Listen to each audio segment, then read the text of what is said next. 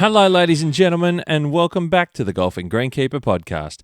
My name is Steve Smith, and I'm your host, and I have once again another exciting segment of John Deere Golf Keeper of the Greens on the Golfing Greenkeeper podcast. Now, this is something very special, ladies and gentlemen, and we are heading to the other side of Australia. That's right, we're going over into Western Australia. We're having an interview with someone very, very special indeed. Now, the fantastic part of Keeper of the Greens is that it is brought to you by John Deere Golf. And I'm here to tell you that John Deere Golf is absolutely all in when it comes to supporting the turf industry. Since 1987, they've built a tradition on trust and excellence on golf courses right around the world, and they're just getting started.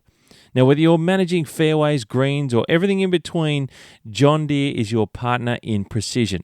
They have an absolutely fantastic wide range of advanced equipment and dedicated support that's designed with your team's passion and professionalism in mind. And when it comes to innovation, John Deere are all over it, I'm here to tell you. Have you seen the fully electric walk-behind greens mowers that John Deere have available? It's a bold step towards sustainability without compromising performance. Plus, here's an inside scoop. There's a brand new electric fairway mower on the horizon, just not far away. So stay tuned because that's something you really will get excited about. Do you want to take it somewhere else and take your turf management to the next level? How about you check out the John Deere Operations Centre Pro Golf? It's a massive game changer, this one. And if you haven't seen it in action, do yourself a favour and ask your local dealers for a demo. Now, with dealerships right across Australia and New Zealand, of course, John Deere is ready to help you make smarter decisions, reduce your costs, and elevate your turf game. From cutting-edge tech to top-tier machinery, they've got everything you need to keep your course in perfect condition. Make sure you get in touch and check out where your local John Deere dealer is located to keep you covered across everything for your game. So go to deere.com.au. That's where you'll find all the local dealers around you. Working on golf courses is a partnership, and that's why John Deere, they say, let's move your game forward together. Now, ladies and gentlemen, without further ado for this episode of John Deere Golf Keeper of the Greens, this is episode number 139.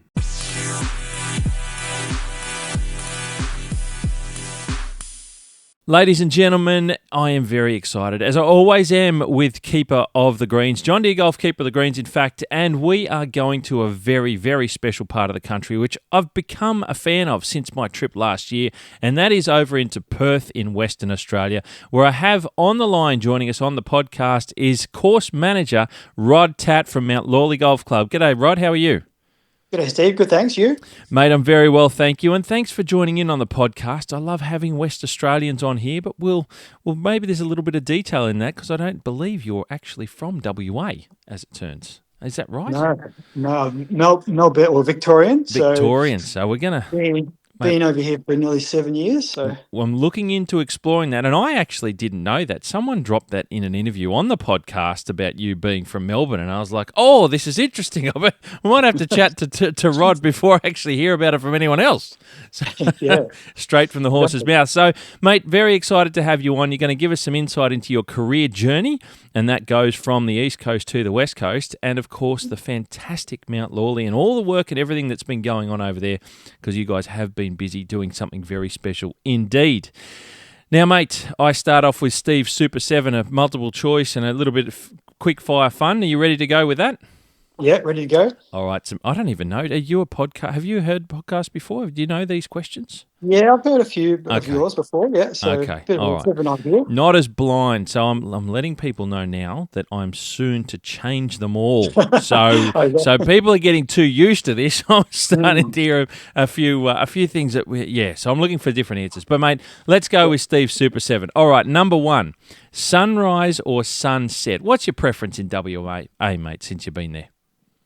I think in WA you can't go past sunset. It's pretty amazing sunsets over here if you by the coast and seeing that sunset over the water. But on the golf course, I guess it's probably similar around the Australia or anywhere in the world. You get those rolling shadows over the course in the evening. Certainly a time of day late in the day where it's that golden hour. the course looks pretty special with the dry sort of vegetation and the contrast to the fairways and greens, and yeah, pretty special time. But yeah, sunrise is obviously pretty special as well sometimes. But yeah, I think sunset for me. Very good, mate. Fantastic. Number 2, dogs or no dogs allowed on the golf course. And I always put this preface in front, which is that it's not necessarily the place where you work. This is a personal thing. I think ideally you'd have dogs on the course at some point. I think they add bit of excitement and character to the place, and certainly when we've been travelling to the UK over the years, we've sort of seen that at different courses. And I think it was Walton Heath actually. We were there, and there's dogs around the course. Just such a, I don't know, it's quite a good thing to see, and just lifts the spirits of everyone, I think, with dogs around. So of course, there's some issues with trashing bunkers and that sort of thing. There But are some logistical things and bits and yeah, pieces there, no doubt. But yeah, it's yeah, interesting you mentioned the UK over there. Is that something that do you think in your experience they potentially do more than we do here? Because I believe in the US they don't really do it at all. yeah. I kind of feel that it's definitely more over there in the UK for sure. Maybe a bit old school, I guess. Yeah, okay. Some Yep. of the older clubs, but yeah, it was certainly good to see. And yeah, I think everyone loved it at the club. So Yeah, yeah. nice. Awesome. Very good, mate. Very good. Number 3, stripes or no stripes on fairways. What's your preference with this presentation detail, mate? For me, it's no stripes. I'd like to just see the architecture of the course and the natural sort of flow of the course without sort of having the busy kind of stripes in your face, Yes. if you like. Yep. But I certainly think there's a place for it. Maybe some courses that are maybe not architecturally as good as others. There's Yes. certainly a place for it, I think, and certainly does dress the course up in that instance. So, but yeah, for me, no stripes, I think. Okay. Very, Honestly. very traditional feel and the Yeah, architecture side to yeah, let it shine, which is good. yeah. We hear that very often. Number 4, mate, painted hole lips or not painted. Where do you sit on this one? Is it a waste of time? Um, And I've had recently someone say that it's absolutely. Nick Smith up at Proserpine was just like, not happening, mate. But there's lots of people in between. What are your thoughts? Yeah, for me, it's no paint. Of course, if you're hosting a tournament or you've got to visually see the hole from spectating, whatever it is, it's certainly obviously good to do. But yeah, on a day-to-day basis, yeah, keep it pretty simple and straightforward, and without having to be doing that sort of stuff, especially in the wet weather and everything like that. So. Yeah, yep. No, very good. Where am I? I've completely lost track of I'm staring here and I've got no idea where I'm at. Number 5. Now, what is your favourite grass variety? And I'm really interested to hear about this because you've been on the east and the west and you've been building there. So, mate, has it changed, maybe as a question within this, what's your favourite grass variety and has it changed at all in your career? Well, I guess I look at it more from a playing point of view. Of Yep. course, we look after the grasses, so we probably have our preferences in terms of what's easy to look after, or what in terms of inputs and that sort of thing. But I actually like fine fescue. I think as for shot making and playability wise, yeah, I like the links courses and certainly fescue around greens and even fairways. I suppose is the shot making is so much better, I think, Yep. and more challenging. Yep. Than sort of say a cooch grass or a warm season grass with the ball sitting up the same every time. So in that instance, I think fine fescue for me. Obviously, bent grass is a pretty good grass in terms of putting greens and definitely probably the best around different varieties. But I guess it comes back to management of those grasses, Sure. doesn't it? Yep. You see some pretty good power greens around the world as well. So You do. That's one, and I've got a couple of people that I'll be exploring a little bit about this in the future because it's something we often forget about. Is just the standard old school power greens, yeah, I've power been grass lucky. in general. Yeah, exactly. I've been lucky enough to sort of manage all those type of grasses, and yeah, I mean, at the end of the day, you're really just presenting what you're working with, and you can get some pretty good surfaces out of all those. So Very good, mate. Well said. Well said indeed. Number 6. Now, here's a multiple choice, and I'm curious to see where this goes. Your preferred style of golf course. Now, I'm going to go in reverse order here. We're going to start in WA. Is it Joondalup there in the northern part of Perth suburbs with the wild features that are the Joondalup Golf Resort there of the 3-9 loops of dunes, lakes and quarry courses? Is it Royal Adelaide, more in the central parts of Australia with the great, fantastic contrasting colours and textures?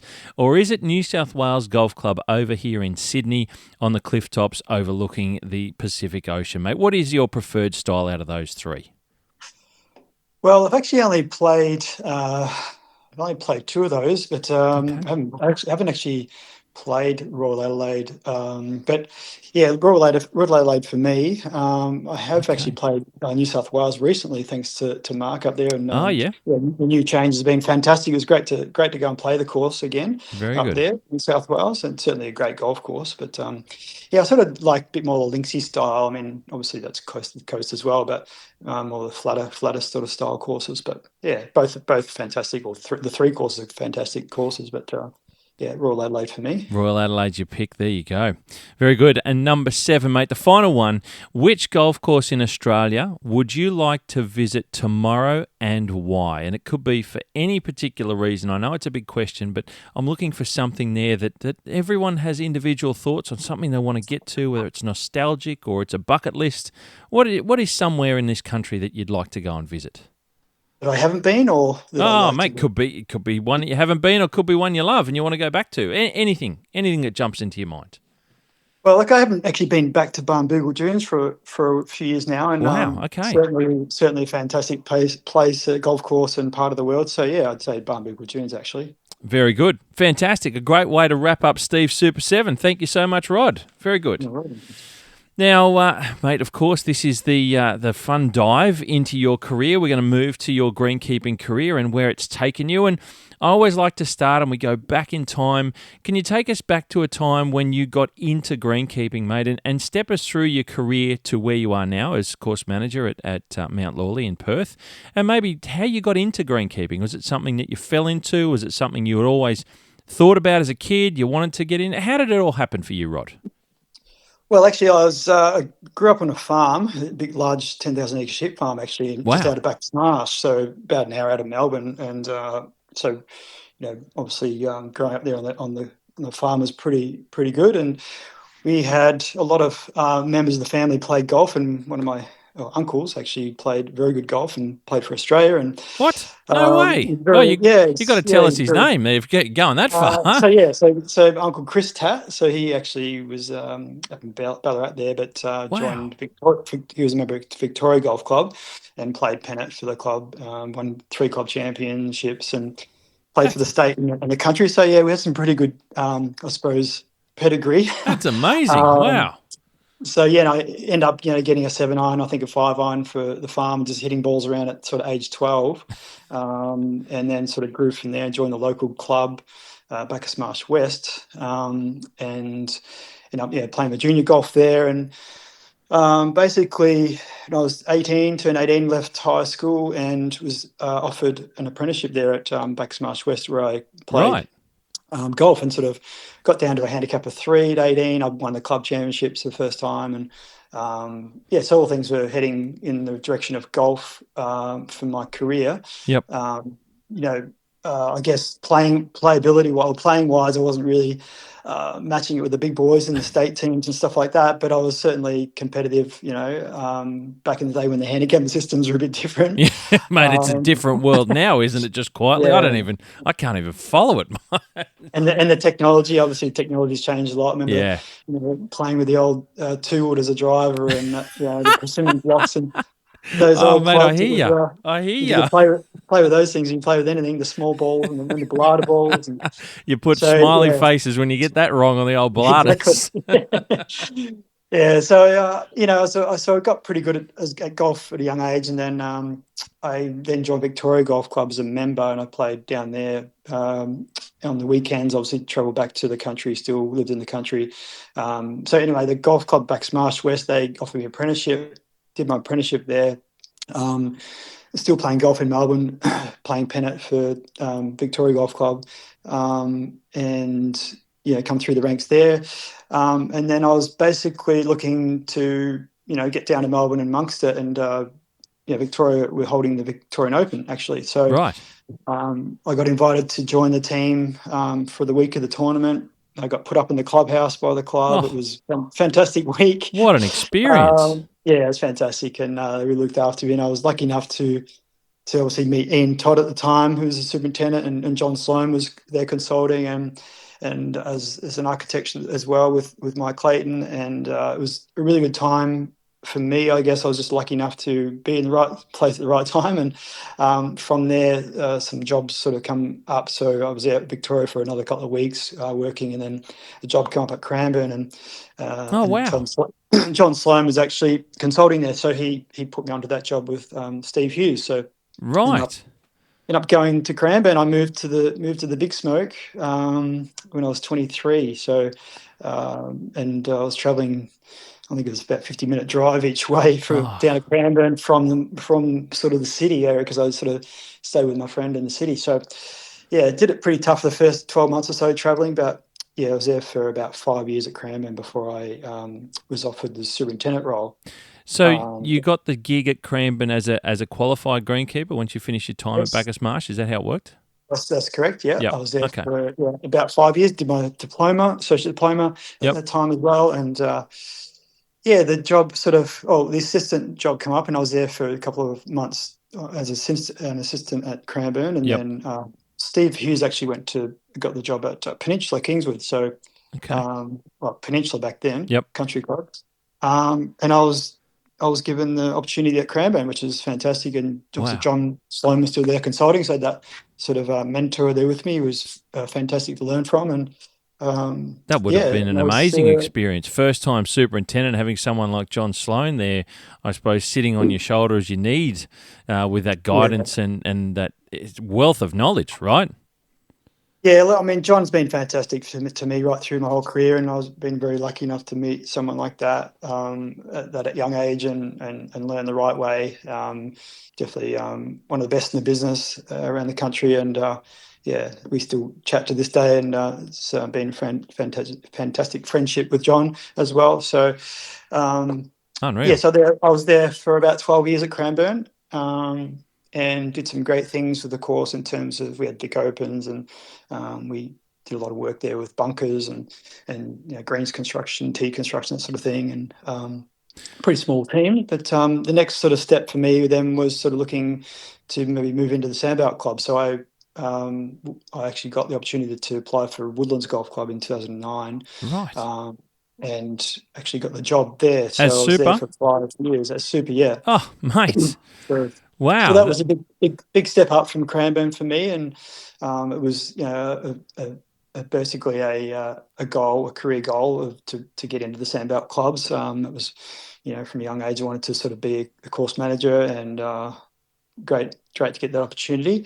It was a bit of a three-way move. I think Richard Metropolitan went to Royal Melbourne, and Glenn Stewart went from Woodlands to Metropolitan, and I went from Cranbourne to Yeah, musical chairs. Once one yeah. goes So and then, then everyone it was moves. interesting. Yeah, so that was 2009. So I was there for 5 years, and then that was a really good time at Woodlands. We started the Greens project, so replacing greens and updating from Pencross to Mackenzie Bentgrass. Okay. Push up style greens, kept the same contours, all that sort of stuff. And Yep. yeah, it was a great time there at Woodlands, Can following I on from can Gordon. I jump in, mate, and ask you what did you find as a different? Obviously, your first time super at Cranbourne, which was an amazing place to probably begin down that in that part of the world, around the fringes of the Sandbelt as we know it. What was it like in a jump from Cranbourne to Woodlands? Did you feel much of a pressure difference? Was there a much bigger expectation? I don't know what those clubs are like out there, how different they are. Yeah, I think it was definitely a step up. And I'm pretty cool. I don't get too flustered about things, but Yep.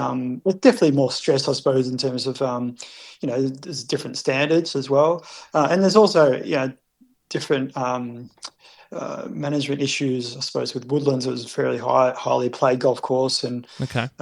pretty small greens and traffic areas, and so there was those sort of management issues to work through as well.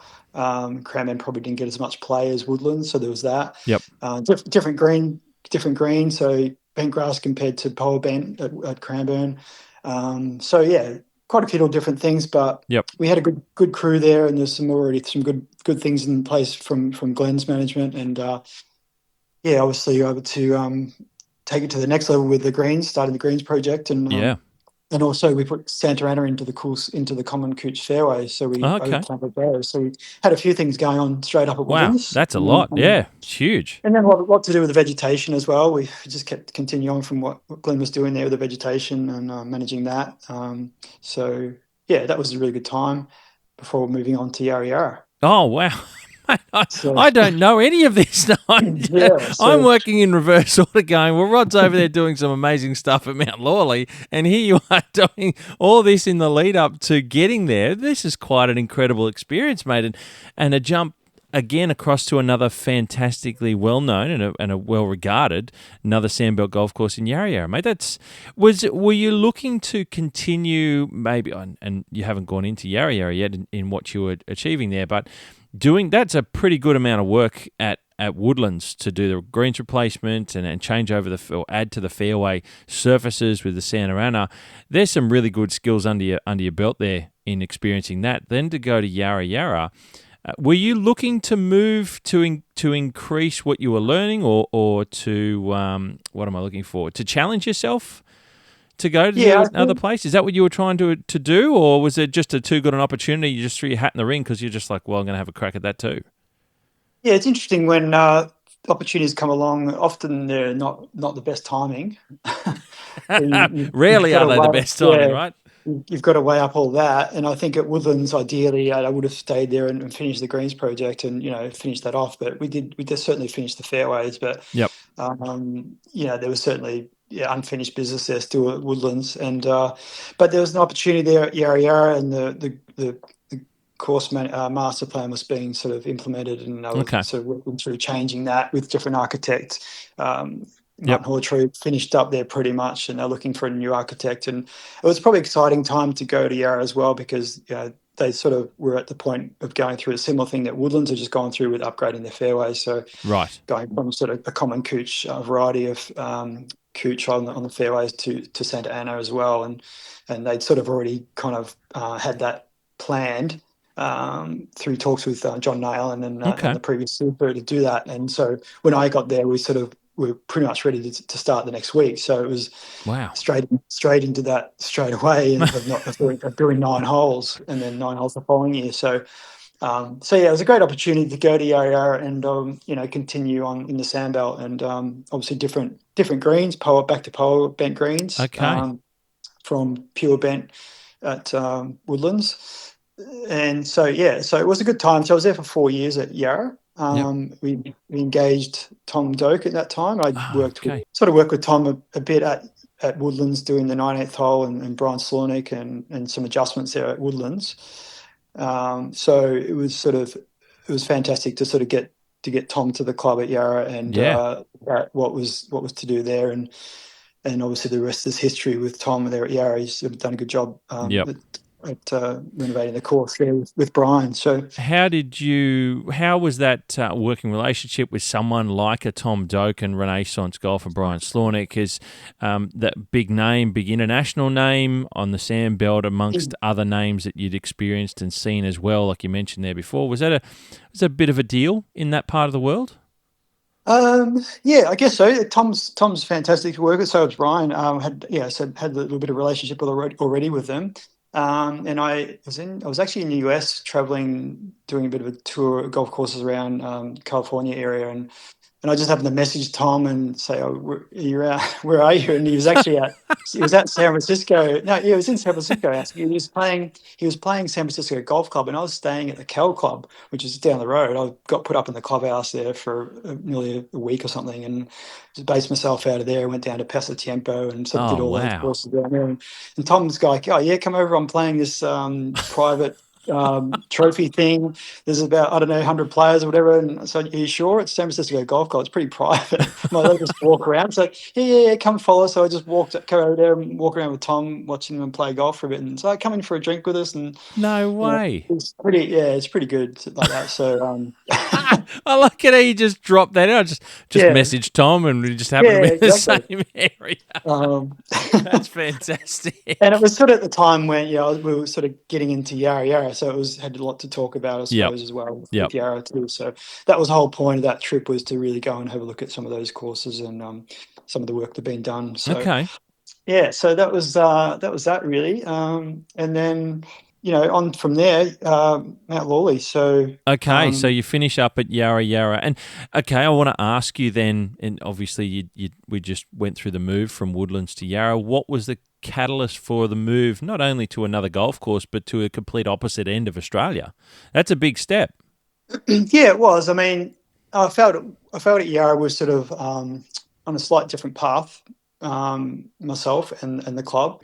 There was an opportunity to come here to WA, and at the time you go, well, have I had enough of the Sandbelt? Is it time to get out and do something else? Yep. And I just thought it was a good time for me to leave Melbourne and see some other parts of the country. And I come over here. I'd been here once before in Perth in 2009. I think I did a bit of a trip over here to look at some courses. And I came back for the interview and got the job the next day, pretty much. So, Wow. it was another course I felt that I could make a difference. They were sort of at the crossroads a little bit with the greens, and they'd been replacing greens sort of one by one over the years, and really not performing the way they wanted them to, and to the point where they just sort of wanted to do all the greens. So that was a good opportunity for me to come across and help with that. And when I first arrived at Mount Lawley, they wanted to start the greens project by just replacing the greens. Yep. And I thought, well, it's probably just more than that, just the green surfaces. So talking with Mike and OCM, and we felt it's a good opportunity to actually reconstruct the whole green complex, not just the green surface. So bunkers, surrounds, everything. There was trees encroaching, all that sort of stuff. There was irrigation upgrades. So we sort of took a step back, and then COVID sort of hit, and that kind of stalled us a little bit. So Okay. we actually took the opportunity to, while COVID was on, to oversow the greens. We closed the greens for 2 or 3 months, I think it was, and we renovated them and just oversowed them with 007 bent grass, and took them out of play. So when COVID was on, we were sort of just playing socially, whatever, and it was a good opportunity to sort of get the old greens, the old sort of current greens up to speed in terms of a better surface. So Yep. that actually worked really well. And when we opened them, the greens were putting beautifully for the first few months. And then coming into summer, we had nematode problems on the old greens, and shallow root systems. Wow. And so it was pretty tough to manage those old things. And getting the new bent grass in there helped a lot to sort of get through to the point when we were ready to actually fully reconstruct. Were they? Sorry to jump in, mate. Were they at a different bent, or were they a power mix? What were they before you put the 007 in? Yeah, they were a mixture of 1090 and 1020, and had, I think, a bit of Pen Eagle. So Okay. yeah, it was a bit hard to sort of know exactly what they were, but Yep. power mixed through them, Okay. and yeah, they just performed pretty average. And in they were summer. just battling as So, we get to the hot. And because Perth is just brutal in summer, you it don't get any is. rain. They're under Yep. permanent stress, being, in my opinion, having only been there once to have a look. But it's just a wild time from being an East Coaster. I think is the right way of saying it. Yeah, and a high number of playing rounds. The club put through, 65 to 70,000 rounds of golf. Oh, And wow. so it's a pretty highly played course. And you've got that plus the heat, the canopy temperatures, the soil temperatures get quite high in summer. And then, Yep. you look at the water source as well. And by Well, the end of summer, water source is probably, it's pretty salty water going onto the greens, and you've got all that to deal with as well. So yeah, right. Okay. So anyway, so 2022 is when we started the Greens project at Mount Lawley to fully rebuild every green, putting greens, practice putting greens, all bunkers around greens as well. Okay. And half a dozen tees we did. But sort of halfway through, it was a 3-year stage. So we do 4 greens first up in the first stage, just to get a bit of a taste for it for the members and to sort of ease into it. Yep. The second stage was 8 greens, and then we sort of did 9 greens in the end in the last stage. But halfway through the second stage is when the club decided to, let's do the fairway bunkers as well. So it was a slight different. There was definitely a lot different bunker style, different look. Yeah, totally right. Yeah, so we thought, we wanted to do it as a 4-stage, but the club was okay. Let's just do it now and get it over and done with. So that was sort of thrown in halfway through the second stage. But and so it was a sort of good process to sort of go through from, if we reel it back a bit, to when we oversowed the greens to get them through to when we actually started the greens project. There was a lot of planning and organisation about when we do it, how we do it. The club was sort of keen to get over and done with as quick as possible, but 18 greens out at once was a bit too much for the club to sort of swallow in terms of finances and playability. So we settled on doing 3 stages and having temporary greens. So and then we sort of had the greens back in, or the whole course back in play for 6 months, so they could play their club championships and all the major events within the 6 months of no tempering. And back into the next stage. So there was and it also gave us a bit of a break in between the stages. You need a rest somewhere in there, mate. You and the team just need a bit of time just to have a break. Yeah. Does going into the architecture a little bit, that's an OCM design for Mount Lawley. Was that, and I don't know, I'm just trying to rack my brain as you're talking, is that the first big one in Perth for OCM? Do you know? Originally Lake Carrinup was Lake Carrinup. Yep. Done by Mike Clayton Golf Design. Okay, yep. And then obviously OCCM and then Yes. OCM. So they've had long history there at the club, Lake Carrinup as well. So I guess we're the next one. The next one after that. To do this sort of full rebuild. Yep. So to speak. And a big deal, like, I see a club moving along like Mount Lawley after a stage 1 of works, and then you say when you start to see the different design features of the bunkers around greens, and then you've got the old ones stuck standing out there in the middle of nowhere and the fairways, money involved in changing all that around, but clearly the club could see that was worth doing while you're in the mix of it rather than just dragging it out any longer and adding the fairways bunkers in at the end afterwards. Yeah, exactly. Like we knew that we'd only get one crack at this, and the hole's closed or the green complex is closed. Let's do whatever's necessary to make the complex as good as we can. We obviously had tree encroachment there, which we were able to deal with. A certain amount of trees through the council, and that got approved. That was a tricky process to go through, and we were hoping for more, but we only we got the ones we needed to get out to do the project, but there were certainly other trees that sort of would have been good to get out, and obviously the revegetation that we've done over the years has been tremendous. I can probably talk a bit about the volunteers and that later on, but we sort of have a lot going on in that space as well. So overall, mate, there's 3 stages there to get it all done from go to woe. How long? Because you only just finished that. Was it early this year that stage 3 was complete? Yeah, stage 3 was open in February this year. So 3 years. So 3 years. Wow, big stuff. And so that, as I said, included 21 greens, 6 tees, practice tee. We doubled in size. All the clubhouse area, concreting, all the fairway bunkers. So we spent 3.7 million in the end. Wow. Which I think was a pretty good outcome, considering we replaced all the irrigation around the greens as well. And, really? Wow. And some of the fairway bunkers as well. So there was a lot of irrigation to go into. So it was like pretty much a complete rebuild of the greens complex.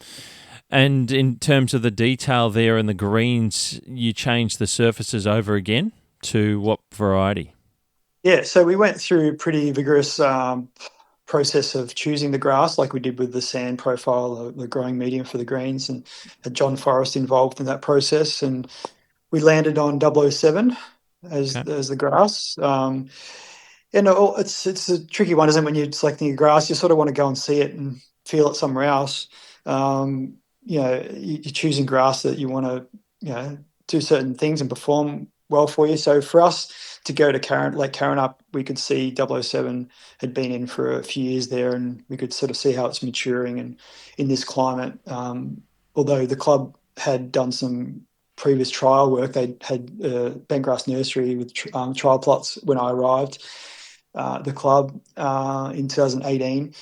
And they'd also had 2 greens on our 19th hole. So we've got a 19th hole and a chipping green. And those greens were seeded down with 4 bent grasses in each green. Okay. Trevor Strawn did that when he was there before me. And then that was sort of put in as trial grasses.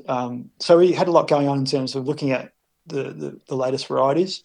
The only one we didn't have in the plots was 777 bent grass. So we ended up doing a small little putting green when I was there and put 777 against 007 side by side. Yep. And we did that in 2019. So we've seen that for a couple of years as well before we started the project. So, and then obviously we had pure distinction in our plots, and other courses had it around WA as well. Rob to have a look at that too. And we sort of narrowed it down to those 3, pure distinction, 777 and 007. And for us, busy course, 70,000 rounds of golf. It's hard to get on the golf course to do any maintenance, alone any renovation work. Yeah, sure. We didn't really want a grass that was going to thatch up very quickly. We wanted something that was going to be a bit easier to manage in terms of the thatch accumulation. So, but also recover from pitch marks and all that sort of wear and tear issue as well. So we chose 007 based on our experience at the club in terms of our management. The 007 thatched up pretty much half as much as the 777 and the pure distinction. So yeah, wow. We went with that grass, and I think with choosing bent grasses, you could really select probably anything at the top 4 or 5 grasses and have a great outcome. And just how I guess the thing is how you manage those grasses and to their benefit, to their advantages and disadvantages, and work with it. So yeah, because they're all going to be they're all modern day bents, right? So I'm looking at them as a rank outsider these days, not being a superintendent anywhere, and going, look, they're all, if I'm comparing them to like you said before, like a 1020 or an A1 or something like that, maybe you probably sit there and go, they're streaks ahead of those in a modern world, but then you pick the idiosyncrasy that's best for you to deal with, I think is the least worst of the problems for yourself, depending on what site you're on. And exactly, and it's interesting with those 4. The 2 greens that we had in as trial greens initially, the 19th greens, they're still there with the 4 different grasses on each. And if you walked onto those greens, you'd barely notice the difference. There you go. Yep. And if you didn't know, like any green couple walker, they wouldn't know the actual variety unless we told them. Yep. So apart from pure distinction, that's probably the one that sticks out. Probably why it's called pure distinction. So fair enough.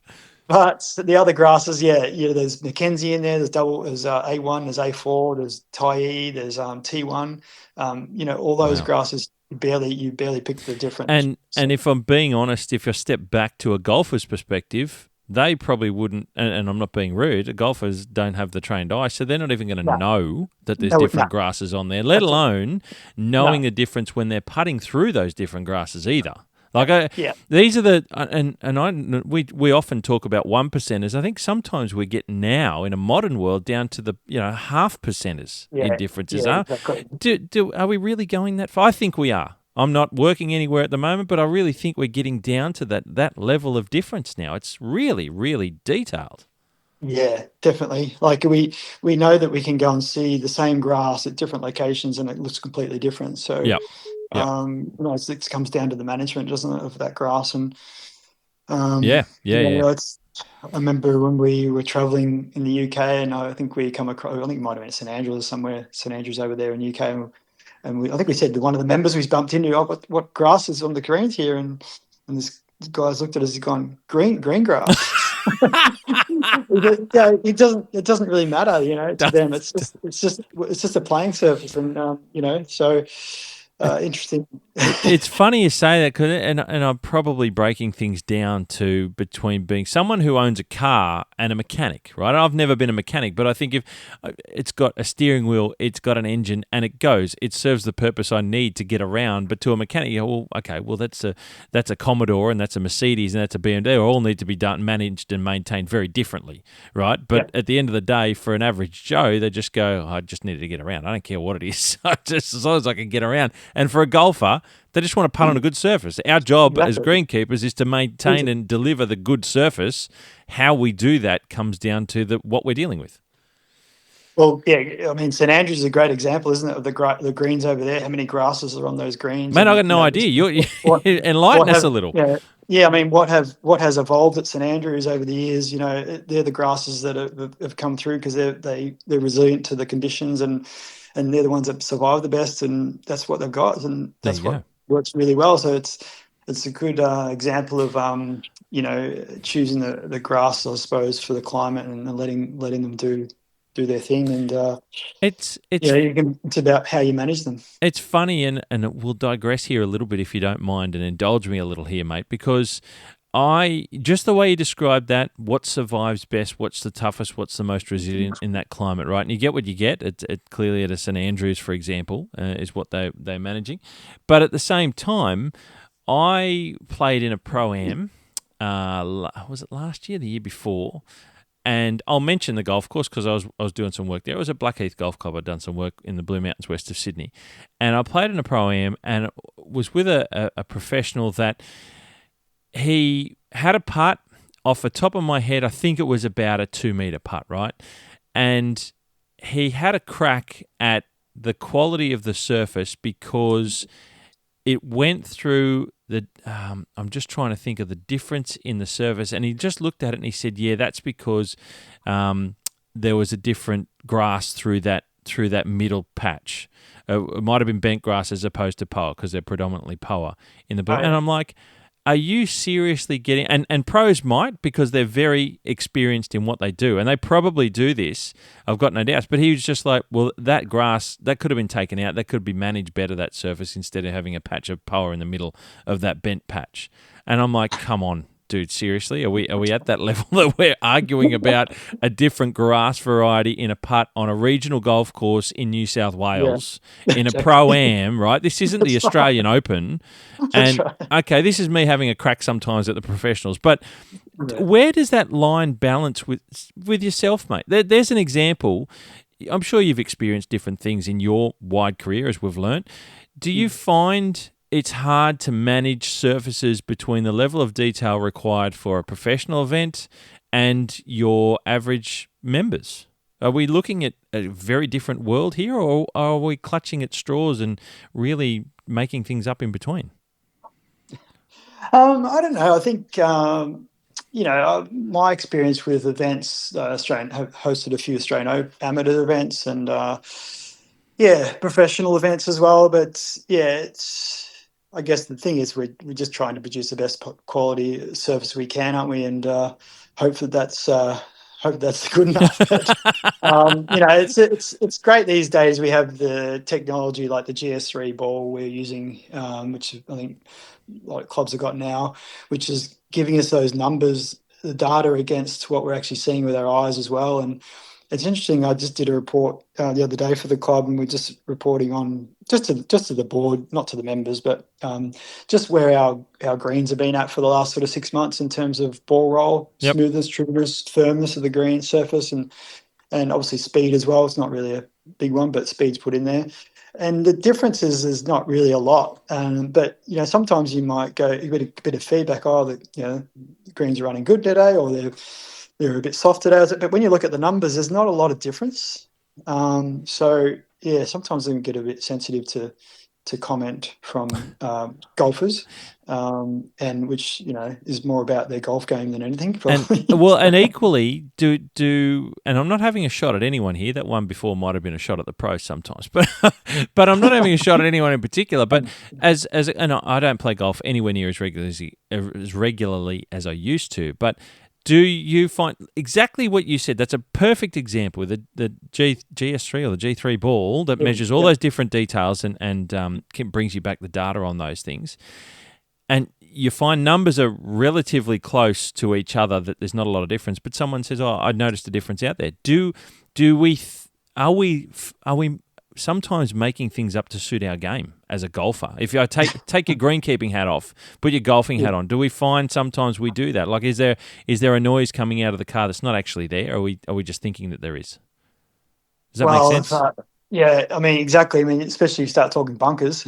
Well, yeah, and that's another one to dive down as well. Bunkers is a great example of, I've never whinged about a bunker in my life. Yes, you can say the sand's soft or the sand's firm, but at the end of the day, we shuffle our feet into the surface and we've got an idea what the surface is going to be like. It's about how we play the shot, and the last thing you do is blame the bunker or the sand because you played a poor shot.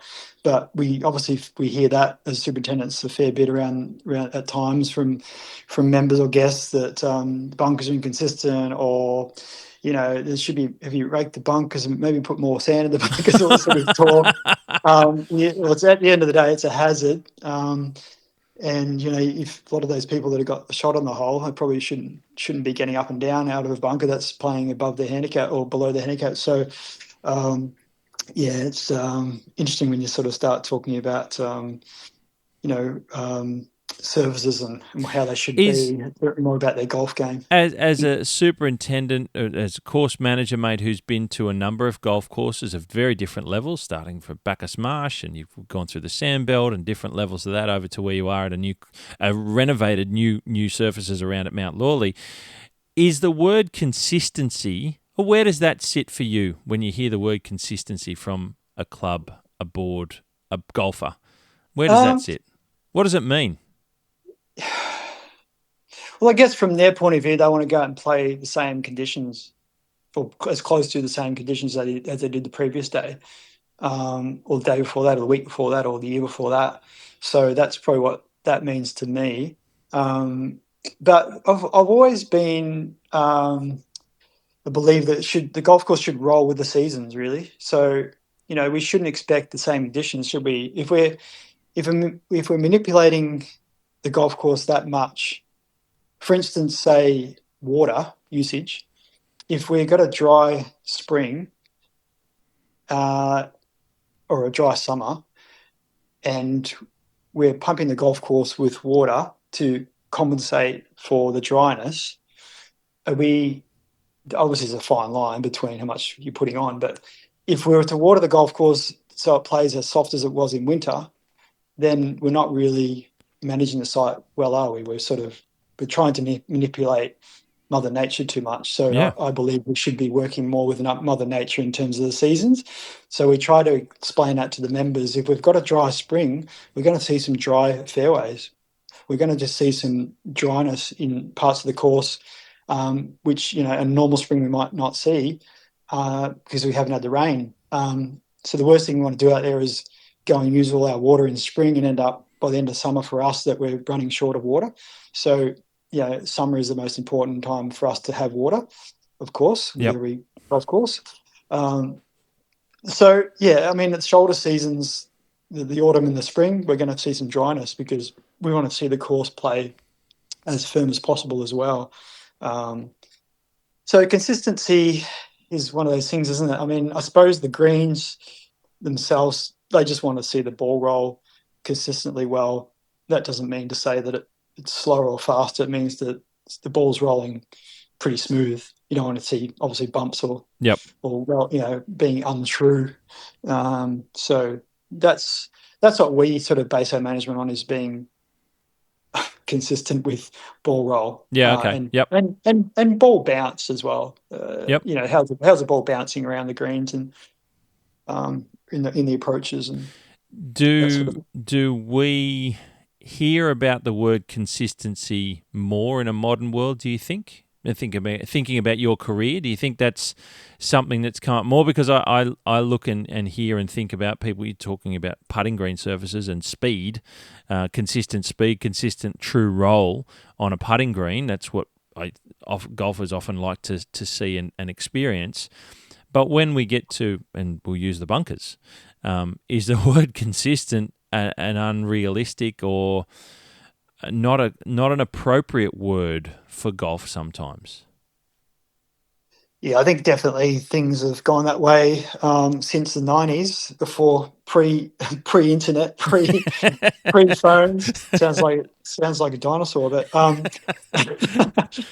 but they were the good times, weren't they? Without internet and without you know the Google expert. Yeah, So yeah, so I think it got harder with that sort of because I'm being. I'm a bit like you with the bunkers. Like I don't understand. I hear it all the time, and I've Mm, been one to say it about bunkers that might be poorly maintained or not maintained at all. That yeah, they're not good yeah, enough. But at the yeah, same time, as you rightly pointed out, they're a hazard. So yeah. where does the term consistent lie in the definition of a hazard on a golf course? Like is water's wet, right? You can't get Yeah. it more wet or less wet. It's just wet if it's in the drink. So if it's in a bunker, why does it need to be a certain particular type of a bunker? And why does it need to be the same throughout? Because there's so many different parts to a golf course in the types of micro areas and micro soils around you got low ends of the golf course where the sand and the bunker might be a little bit wetter for a longer period of time, and high areas of the golf course where that particular bunker is going to dry out faster, and you'll get a different experience. Why does I really want to try and counter in realistic terms. It's an outdoor sport and an outdoor arena that's we're trying to manage in Mother Nature, which is variable to the nth degree, and yet golfers seem to want consistency everywhere from fence to fence. I just don't see Yeah. that as being like, surely people and golfers can understand that, can't they? Am I asking too much? And maybe it's easier for me to ask that to you than for you to ask for you to ask that to me. I don't know. Yeah, I think it's with the technology in that as well. With golf, it's improved things enormously with the golf ball and the clubs, the technology. And these days, yeah, they're looking for straighter shots, more consistent shot, more consistency. But the golf courses themselves, um, the that's why I like the 5 fescue fairways, and Yep. you tend to get a little, especially if you're playing on a links course. I mean, you're playing some undulations. You might have an uphill, downhill lie a lot more than you would just on a normal sort of Yep. cooch flat fairway. But also the lie of the ball on those on that grass, and you've got a different shot to play. You've got to try and think yourself. It's not just a standard 5-iron. It's I got to squeeze this 5-iron off this lie because it's sitting tighter or whatever. Yeah. So the inconsistent golf is the better golf because that brings out the better players. So, you know, I guess tournament golf has really been pushed down to just normal member play or normal social play on public courses as well. Is that I suppose it's a good thing. Obviously, everyone's lifting the bar, but you go to a point where you go, well, is it too perfect? Have we got fairways that are playing too perfect, where you're not actually getting the best shot makers winning tournaments or winning the local comp for the Yeah. day or whatever it is, because you've got the same standard lie. Haven't got an inconsistency in the surface. And the same goes for bunkers. Like if you're on a Sandbelt in Melbourne, there's different types of sand all through the Sandbelt. So, and even just on one course, Yep. certainly at Woodlands and Yarra, the sand could be different between one end of the course to the other, or bunker Yep. to bunker.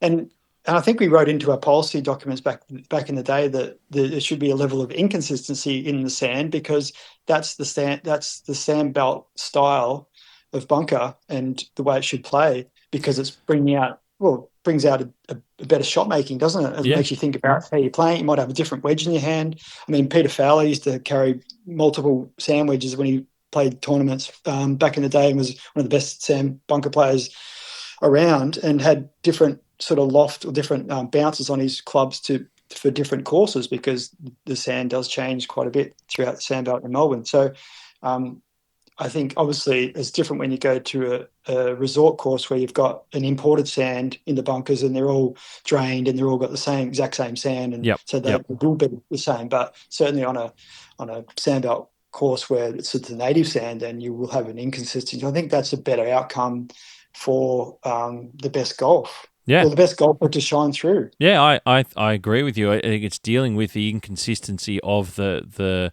landscape that you're playing the sport on. I think, Yep. and that in for me brings out the joy of playing every different golf course, does it not? I mean, I hear a lot from people that travel around to play golf socially or with groups of friends, and they go, I didn't really enjoy that course because it wasn't.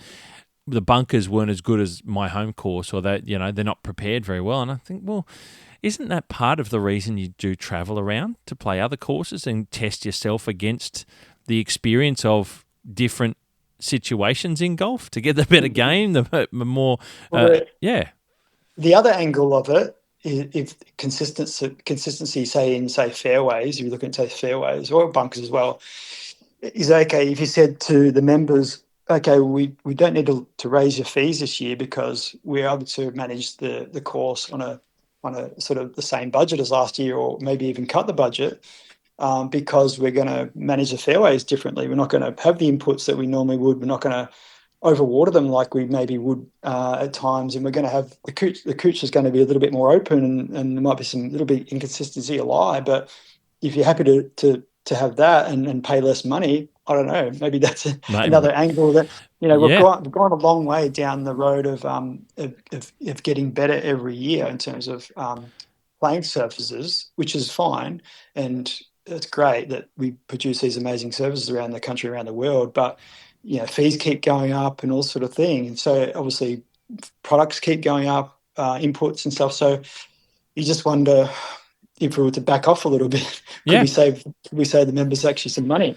Does it take I suppose, is the word progressive the right idea? I'm not sure. Does it take a club and a board and a greens committee and their respective superintendent to be someone or a group of some bodies to step outside that path of just staring down the barrel of always going down and making it working towards more perfect conditions? Does it take someone special to be able to go, you know what, we're just going to back off here because this just is getting to a point of ridiculousness? Golf is not. It's not an indoor stadium. It's not an indoor sport in a climate-controlled environment. So why should the surfaces reflect that idea? I don't know. Yeah, I suppose it's very competitive. Especially if you look at the Melbourne Sandbelt clubs, there's a lot of clubs there that are all competing each other, and we're a bit the same behaviour in Perth.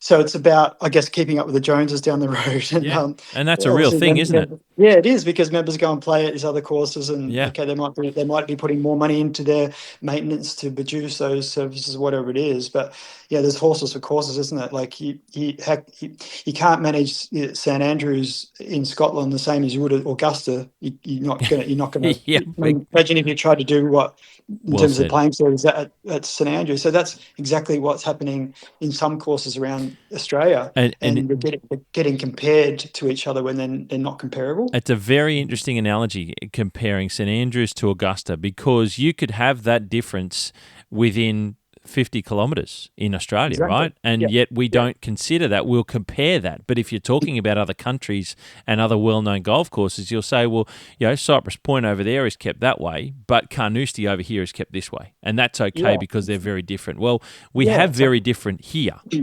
We do, definitely. And for some reason, we're not looking at it like that. I don't know. That's right. Yeah, you can sort of, what we say, overcook things, can't you? You can overdo it. You can overdo the management of fairways or whatever it is in terms of, the pristine, pure surface that we produce. But, I wonder if we just backed off a little bit. I remember back in the day, pre-2000s, where the clubs in Melbourne, in terms of the cooch fairways, would often have that sort of brownie tinge, especially in the start of summer, in spring, trying to sort of drought out the pyrannua that had gone through winter and germinated through winter and spring, trying to drought that out a little bit. So you'd have that sort of a brownie type look through summer. But that seems to have sort of gone now. You don't sort of see that much anymore, and it's expectations have changed. Expectations is that now we can control more against Mother Nature, so let's do it at whatever the cost is. Let's just do that. And I hear what you're saying. But now we're finding even WA, like the water is obviously getting harder and harder to keep your allocation because over here we're getting less and less rainfall. The aquifer is dropping. I mean the water authorities are going to hit us with a 10% reduction by 2028, and so Wow. we as a club, Mount Lawley, are looking to we're implementing things to reduce our water usage by not 10% but 20%. So we're ahead of the game, and so with that comes we might accept a little bit less pure looking fairway at times through the summer instead of being pure unblemished green looking fairways, which are surrounded by trees and have all that tree encroachment and difficult sort of to manage hydrophobic sands as well. Sometimes you will have a bit of hydrophobic looking fairways or dry fairways, but the surface will still be fine. It'll still play well. It'll still play fine, won't it? Yeah. Still fun. It'll just be maybe the look of it might aesthetic not be, difference. Yeah, and to be honest, some people might say that actually looks better. It looks more natural with the surroundings than a very lime sort of green or dark green looking fairway. And mate, let's go to some of that detail in the golf course. Let's talk about your turf surfaces. What have you got more broadly? What are your fairways, tees, surrounds? What are they all made up of there now? So we've got sand around right through the short grass area, so tees, fairways and green surrounds. Yep. Obviously 007 on the greens, yep. bent grass. So yeah, one of the only clubs over here in Perth with Santa Ana's. Winter green is quite common over here. Okay, right. And obviously Kaiku. Yes. So yeah, lucky enough to work with the grass that I've worked with since Cranbourne. So yeah, right. Nice. It's good to know the grass and manage that for a long time. So it's a great grass and produces a fantastic surface. But also quite drought tolerant too. Yeah, and with that, and talking about the, I suppose, expectations of knowing that water reduction is coming, you've gone above and beyond what the government's going to, or the local controlling bodies, whatever they're called over there in Perth, without being rude. You guys are going further, and that means that, like you say, potentially that there might be more bigger swings in appearance, not necessarily quality, but appearance, and you'll have to manage with a little bit less, and maybe that's the right way of doing it, because you've done a lot there with native vegetation. Maybe now's the time to talk about that, because you're bringing some more of that. It's the most magnificent landscape in Perth. Coming from the East Coast, there's a lot more rainfall and it's very different in summertime. I just fell in love with Perth and the landscape, the natural environment, the beautiful types of vegetation, that the tall grass trees, the short ones, and the openness of the types of vegetation in general. It's just a beautiful landscape, and you've got that so well. I liked at Mount Lawley when I was there last year and you showed me around, because the course the fairways aren't necessarily butt up against each other like a lot of golf courses. You've got a little bit of room there with lots of vegetation in between, don't you? We do, yeah. So the course is on the Swan Coastal Plains, or the sand dune system of Perth. So obviously there's a lot of sand over here in those areas, and there's some great golfing country. And it's been said before, if Alistair Mackenzie had visited WA or Perth region rather than Melbourne, or in his tour around back in the day, maybe Perth would have the best golf courses in the country, because there's certainly plenty of sort of coastal areas here that are fantastic for golf. But so we're lucky enough to be only 7 k's from Perth CBD. We can actually see the city skyline from the clubhouse. Yep. So it sits up there on the sort of hill a little bit. So the course is flattish, but some rolling undulation here and there, and in some Banksia woodland and Melaleuca woodland, which is protected and sort of endangered species. So since 2016. So the course has some really good remnant parts of those woodland areas. Other areas have been degraded over the years. The site has been a golf course since 1928. Wow. And from that point, or before that point, actually they used the area as a bit of a dump site. So it was cleared a little bit even before the club was sort of developed. Okay. So the course was developed. So yeah, obviously the Banksia woodland is highly protected, and we do have some really cool remnant pockets of that around. I remember you showing me actually when we were driving around. It's very impressive. Yeah, with the grass trees and some areas that are just pretty much untouched. So, you walk in there and you literally can hardly walk through some of that sort of those pockets with, the ground cover is amazing, and we've got bandicoots running around in there as well, and all that sort of cool fauna. So it's really good sort of remnant site to work with, and we're lucky enough to have some pretty cool member volunteers that have got together and a few years ago now, probably about 5 years ago, 6 years ago now, and helped us out with revegetation and looking after those plants through the summer in terms of hand watering plants and planting through the winter, to the point where we've been able to really revegetate quite a lot of areas around the course, and they're really engaged. There's probably about 30 of them all up. Wow. We have women and men, and they really love coming in on the sort of Monday, Friday mornings for a few hours a morning and doing all that. So we're really lucky to have that sort of workforce, and some of those people are really highly educated and have a lot of knowledge in that space as well, and including water. Yeah, okay. So And that yeah, makes so quite a difference to your workload and what you can and can't do. You all of a sudden, as a club, as a group, maintaining that space and caring for the space that is the golf course and the bounds within it, you can do a lot more with that. And like you said, they're passionate about it too. So that makes a big difference as well. yeah, it's really grown and grown, and they've really sunk their teeth into it. And it's not just about the vegetation; it's about the fauna as well. They're building bird boxes, like our boxes, like for nesting, and bandicoot bungalows to protect them from the foxes and the cats and stuff like that. So all sorts of things to help the local environment and ecosystem. So yeah, some pretty cool stuff going on. Now, look, I want to throw into the middle of all this while we're talking about the environmental side of things. You were a winner of the Claude Crockford Award back in 2023. Mate, congratulations on that accolade, because it's very impressive and certainly highly regarded in our industry, mate. That's a big deal, and that goes to all of the work that is part of what you've been overseeing in your time there, mate. It sounds like it's a very impressive space environmentally and working towards that environmental and sustainability side of maintaining a golf space. Thanks, Steve. Yeah, it was really great to get that award, and it's really based on the member volunteer help with all that, because without them we couldn't have done it, and obviously the rest of the staff as well. The team, my team on the course, are fantastic guys, and it's really a team effort. So and from the club in terms of the board, their support, and yeah, it's fantastic to grab that award. And for the volunteers locally, they 2 years in a row they won the local sort of environmental award. So Oh, the wow. golf industry award. So yeah, it's been great over the years to be recognised for probably leading things over here. And I think other clubs have sort of looked at that and gone, okay, we need to pick up that in there. Those sort of it's like the club down the road is doing a similar thing now. So yeah, it's good to see.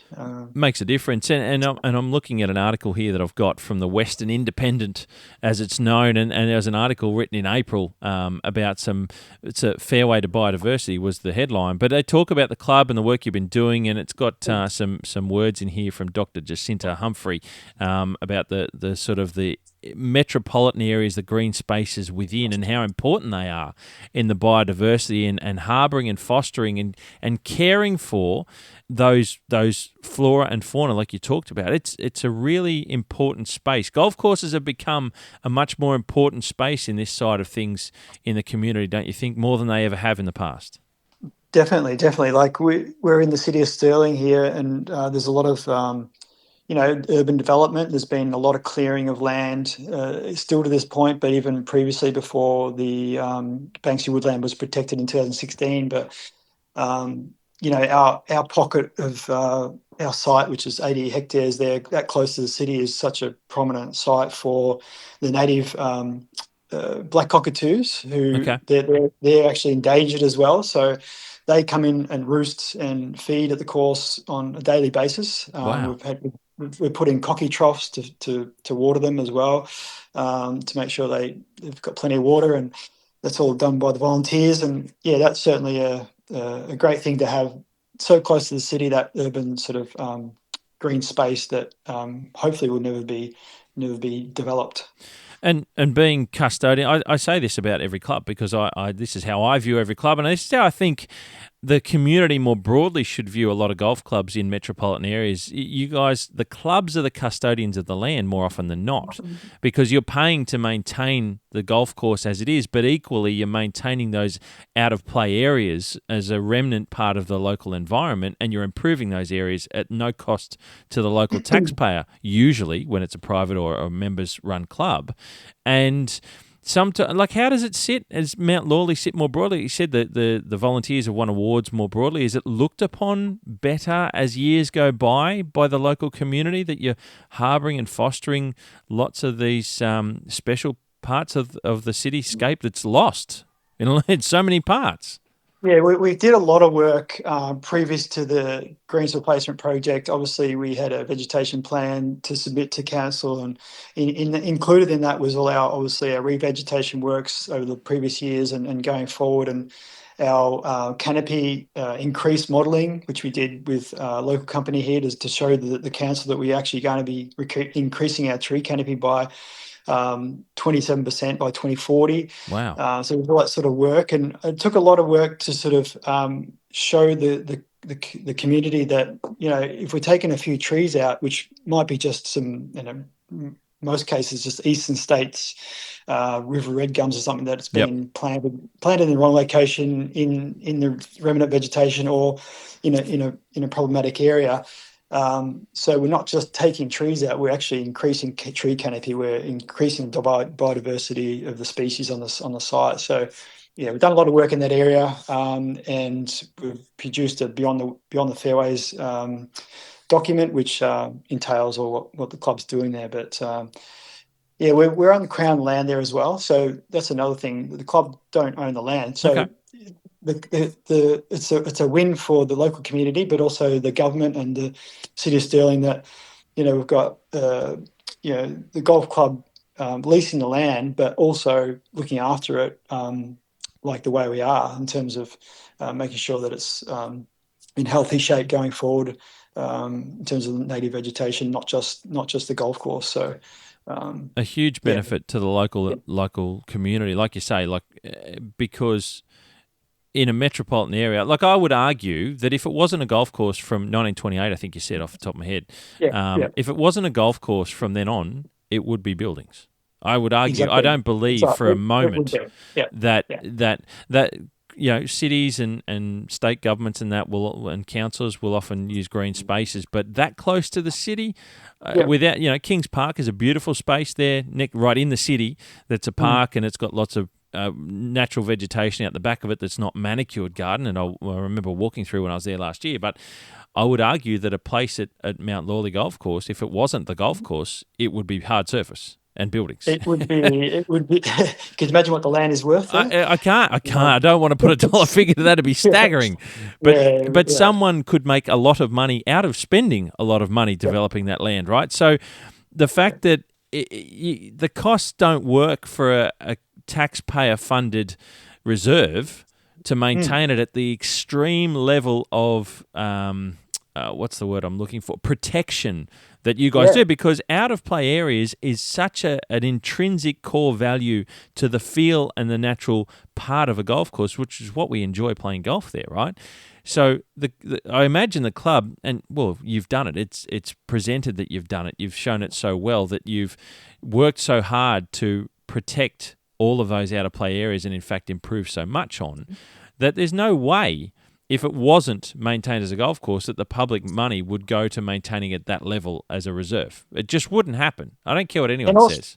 And also because it's a restricted reserve, which means basically if you don't have authority to come onto the property to play golf or acknowledgement through the club to come on, an invitation, you're not allowed on. Yeah. It's not a public park. It's not a reserve you can walk through. You actually got to have it's restricted. So that means it's fenced off. So you haven't just got people trashing through the native bush. It's actually those pockets or out of play areas are, they're not there. They're out of play. So they're not getting people walking through them often, and they're protected to the level of it's years and years ago. So some pretty cool It's a areas of that. very, very special part of, like a lot of the other golf courses in Perth, it's a very, very special part of the remnant landscape that you guys are protecting and working hard to protect, I might add, because some people, again, will hear these stories and see these articles in the paper and go, well, it's fenced off. So what use is it to us? You guys are really keeping those inherent parts of the golf course and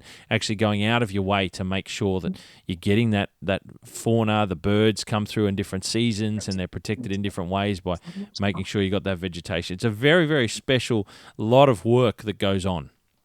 Yeah, exactly. I mean, we've got 69 species of birds that live on course, so we've got one of the volunteers is right into his birds, and he's sort of counted all those, and Wow. had local experts come by, and so it's a really good sort of fauna hub for the area. So sensational, mate. Fantastic. Let's get back a little bit to the golf course, mate. I want to hear about your team. What does it take to do what you're doing there with the club? How many people are involved, and how much? It's a lot of work, I take it. It is, yeah. We did well through the project, especially with being having the temporary course still in play and also doing the project. So that was Yeah. challenging to sort of keep both going at the same time. But yeah, we have a core group of 12 full timers with a couple of casuals. Yep. Through the project, we got up to about 16, so 4 casuals. But at the moment, we're sort of sitting at 12 and then 2. But we're sort of going through a stage now of presenting the next budget to the club and seeing what that looks like with our new course now for next year. So hopefully we get our numbers up a little bit higher in terms of the staff numbers. We have a lot of shotgun starts and multi-tee starts and early starts, so it's difficult to get out in the golf course and present the way we want to with a handful of staff members. So so a great team we have.